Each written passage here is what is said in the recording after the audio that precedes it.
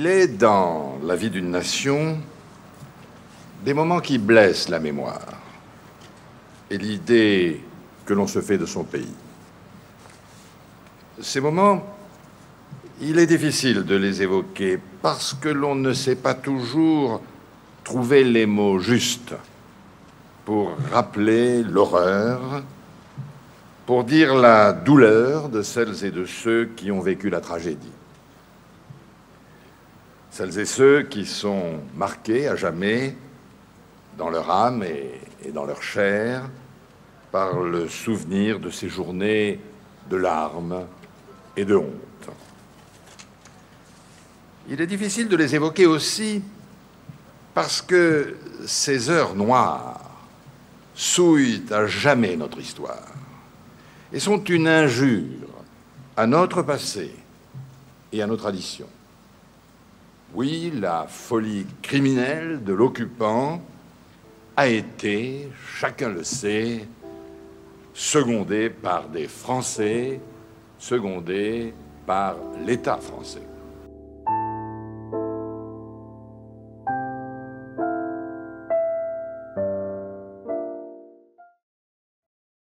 Mes chers compatriotes, je vous annonce ce soir l'arrêt définitif des essais nucléaires français.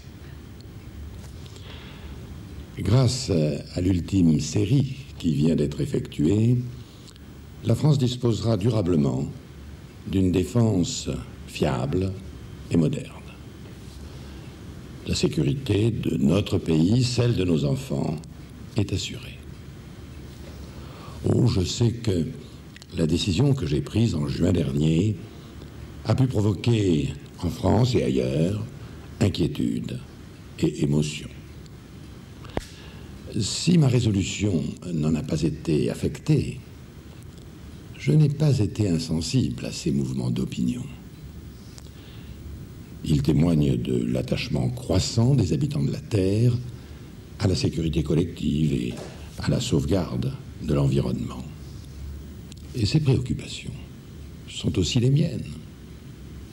Je sais que le nucléaire peut faire peur, mais dans un monde toujours dangereux, il s'agit pour nous d'une arme de dissuasion, c'est-à-dire d'une arme au service de la paix. Aujourd'hui, j'ai le sentiment d'avoir accompli l'un des premiers devoirs de ma charge en donnant à la France, pour les décennies qui viennent, les moyens de son indépendance et de sa sécurité. Un nouveau chapitre s'ouvre. La France, comme elle s'y est engagée, va jouer un rôle actif et déterminé pour le désarmement dans le monde et aussi pour une meilleure défense européenne. Je prendrai des initiatives en ce sens au cours des prochaines semaines. Comme chacun de vous, mes chers compatriotes, je veux la paix. Une paix solide, une paix durable.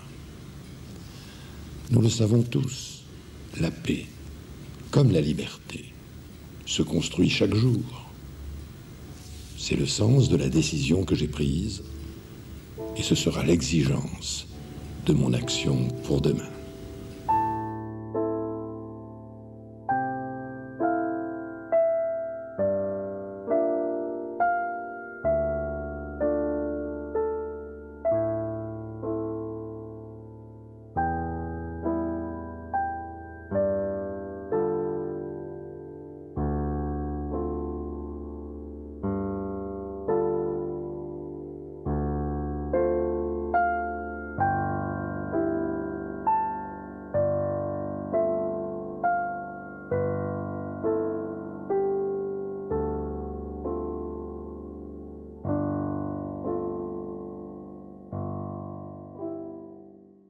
Mes chers compatriotes, les attentats qui ont frappé aujourd'hui les États-Unis d'Amérique sont une épouvantable tragédie.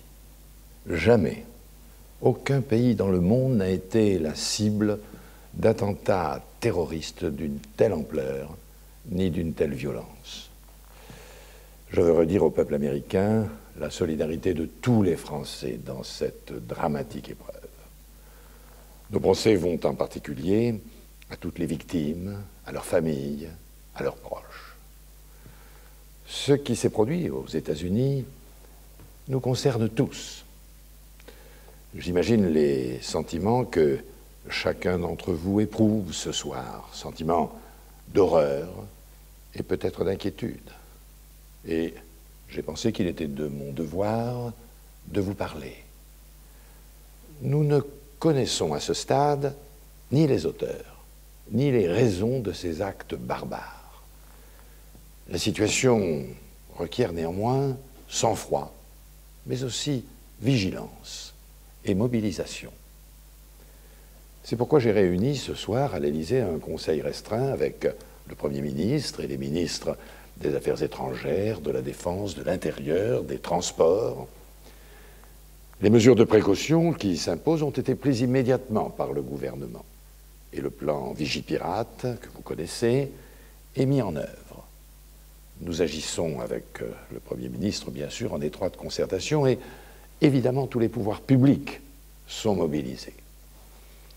Par ailleurs, je suis en contact avec les responsables européens afin que nos décisions soient bien coordonnées. Et je viens en particulier de m'entretenir longuement avec le chancelier allemand, Schröder, et le Premier ministre britannique, Tony Blair. La France sait qu'on ne peut lutter efficacement contre le terrorisme que par une action déterminée et collective. Et elle fera ce qui doit être fait.